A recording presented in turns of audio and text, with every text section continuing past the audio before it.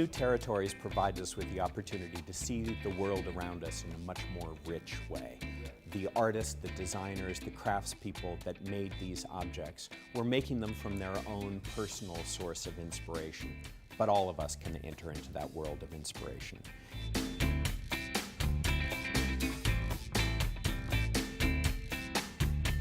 This exhibition is unique because it brings to the fore some of the most interesting and diverse creativity from some of the most unexpected locations throughout Latin America.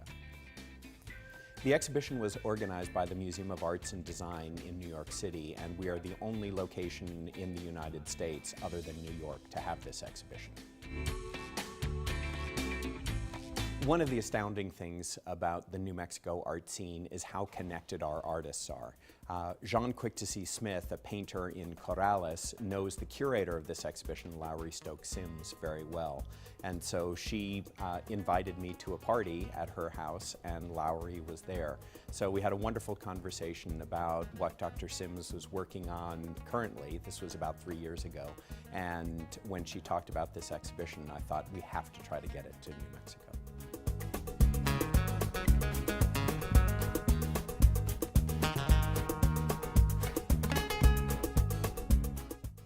The exhibition uses the terms design, craft, and art almost interchangeably.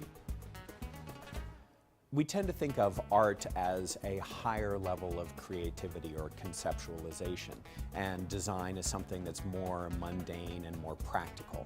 But this exhibition really plays with those boundaries in which a mirror can be completely outrageous as a work of sculpture.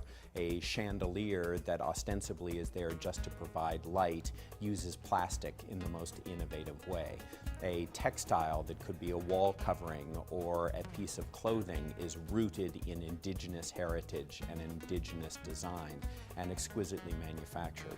So the idea of calling something design simply because it's functional, or craft simply because it comes out of an ancient technique is not always helpful in an exhibition like this. And the artists are constantly provoking us to think of seeing things in a very new way. This exhibition has a rich assortment of chairs from a variety of different countries, and while we think of a chair as a purely functional object, in the right hands it truly becomes a work of art. And most of us sit down in a chair every day and we don't really think about the person that made that chair or designed that chair.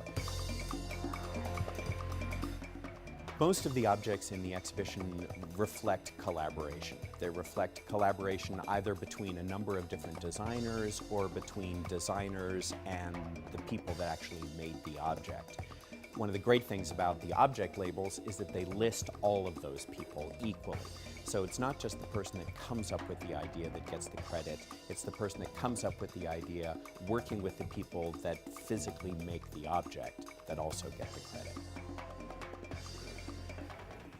The artist Vic Muniz, originally from Brazil, now lives in New York City, and he is always interested in collaboration in a very profound way.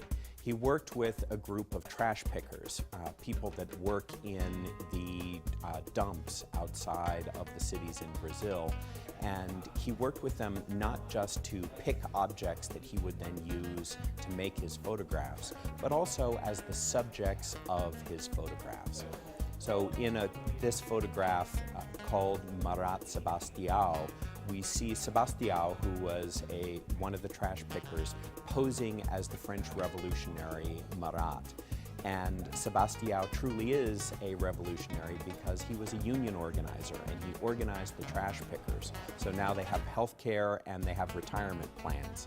So here he is, this revolutionary depicted in the garbage that he and his compatriots pick from the landfills in Brazil, and he becomes this great icon of change, social change in contemporary society. In Colombia, there is a long-standing Afro-Latino tradition of hair braiding, and the photographs of the different women, mostly women, who do the hair braiding in Colombia are truly astounding, with that brilliance of innovation and that temporary sculpture created on the heads of clients, basically, for the hair braiders. Because not all art is something that is intended to hang on a museum wall. How great that their sculpture walks around the streets of different cities throughout Colombia. What a great opportunity to have a walking daily exhibition that's constantly changing throughout their communities. So often we forget that the environment around us, the mundane built environment around us, is there. And in an installation coming from Cuba, we celebrate the terrazzo sidewalks that were designed basically to promote the stores. And as you walk over the sidewalk, you see the logo for the store and then that you're about to walk into. But what Garacoa, the artist who created this installation, does is weave those sidewalks into tapestries. And then he created 2 video tapestries that are projected on the floor. So as you walk through this space, you're constantly reminded of the physical environment of Havana, Cuba, and yet you're completely dumbfounded that these are tapestries, woven textiles made to look like stone pavements. It's truly astounding. One of the great things about this exhibition is that so many of these objects look like things that we might be able to live with on a daily basis. It can inspire us to think about how our lived environment can always be upgraded, how we can look to the work of designers to make our world a little bit more exciting, and our world on a daily basis a lot more exciting.